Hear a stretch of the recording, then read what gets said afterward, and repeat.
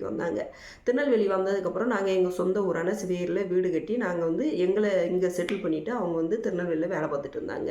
அப்போ இங்கே வந்துட்டு போக இருக்கையில் நம்ம காட்டை போய் பார்க்கையில் காடு ஃபுல்லாகவே செங்கசொலை. ஒரு மினி கிராமம் வந்து காட்டுக்குள்ளே இருந்தால் எப்படி இருக்குமோ அந்த மாதிரி. எங்கள் ஊர் வந்து சின்ன ஊருங்க. அந்த ஊரோட பெரிய ஊர் மாதிரி அந்த காடு ஃபுல்லாகவே ஊர் மாதிரி செங்கசொலையை வச்சு அங்கே ஃபுல்லாக மக்கள் நடமாட்டாங்க. அப்போ அனிமல்ஸுக்கு வந்து பாதுகாப்பு இல்லாமல் போச்சு. யானைகள்லாம் வந்து விவசாயம் பண்ணுற இடத்துக்கு வந்து உள்ளே நுழைய ஆரம்பிச்சிட்டு. இந்த செங்கல் சூளை வந்து அந்த ஃபாரஸ்ட்டை நோக்கி அனுமதி இல்லாமல், அனுமதி பெறாமல், எல்லா செங்கசூளையுமே அனுமதி பெறாமல் தான் எங்கள் ஊரில் நடந்துகிட்ருக்கு. ஒரு செங்கசூளை கூட அனுமதி பெற்று நடக்கலை. அப்போ அந்த அனிமல்ஸ் பூரா, காட்டில் வாழ்கிற அனிமல்ஸ் பூரா விவசாயம் பண்ணுற இடத்துக்கு வந்து விவசாயிகளை வந்து தொல்லை பண்ணுற மாதிரி உள்ளே வந்து எல்லாமே யானைலாம் உள்ளே வர ஆரம்பிச்சிட்டு விவசாய நிலத்துக்குள்ளே. அப்போ இந்த நெல்லெல்லாம் அழிக்கிறது, கரும்புகளெல்லாம் யானை வந்து